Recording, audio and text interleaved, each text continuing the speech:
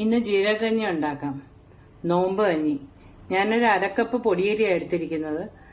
പിന്നെ ആശാളി ഒരു 2 സ്പൂൺ. പിന്നെ അത് ആദ്യം ആശാളിയും പൊടിയരിയും കൂടെ കഴുകിക്കൊണ്ട് വരാം.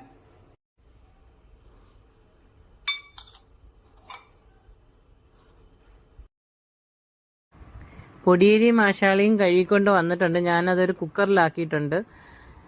ഇനി വെളുത്തുള്ളി, കുരുമുളക്, ഉലുവ, ചുക്ക് ചതച്ചത് ഇതെല്ലാം കുക്കറിലോട്ട് ഇട്ട് കൊടുക്കാം. ഉപ്പിടാം. വെള്ളം കൂടി ഒഴിക്കാം. ഇത് കുക്കർ അടച്ച് ഗ്യാസിൽ വെച്ചിട്ടുണ്ട്. ഇനി ഒരു 2 വിസിൽ കേൾക്കുമ്പം ഓഫാക്കണം. പൊടിയരി ആയതുകൊണ്ട് പെട്ടെന്ന് വേവും. കുക്കറിൽ വിസിൽ കേൾക്കുന്ന സമയത്ത് നമുക്ക് തേങ്ങ അരച്ചുകൊണ്ട് വരാം.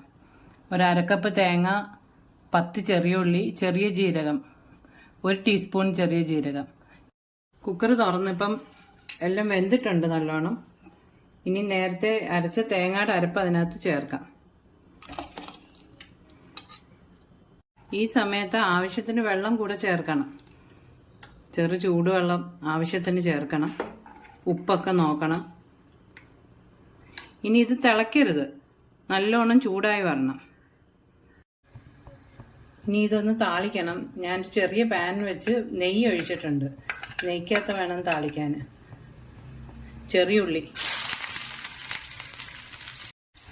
ചെറിയുള്ളി ഒരു ഗോൾഡൻ ബ്രൗൺ കളറിൽ വരണം. ഉള്ളി ഏകദേശം മൂക്കാറായിട്ടുണ്ട്.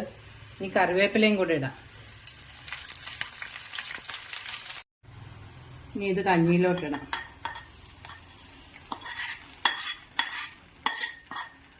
ഇനി ഒരു 5 മിനിറ്റ് ഇത് അടച്ചു വയ്ക്കാം. തീയൊക്കെ ഓഫ് ചെയ്തിരിക്കുക. ഇനി തീ കത്തിക്കേണ്ട ആവശ്യമില്ല. നോമ്പ് കഞ്ഞി റെഡി ആയിട്ടുണ്ട്. ചില സ്ഥലത്തൊക്കെ പച്ചരിയാണ് കഞ്ഞി വയ്ക്കാൻ ഉപയോഗിക്കുന്നത്. ഇവിടെ പൊടിയരി വെച്ചാണ് കഞ്ഞി വയ്ക്കുന്നത്. നല്ല ടേസ്റ്റാണ്. എല്ലാവരും ഒന്ന് ട്രൈ ചെയ്ത് നോക്കണം. എല്ലാവരും എൻ്റെ ചാനൽ ഒന്ന് സബ്സ്ക്രൈബ് ചെയ്തേക്കണേ.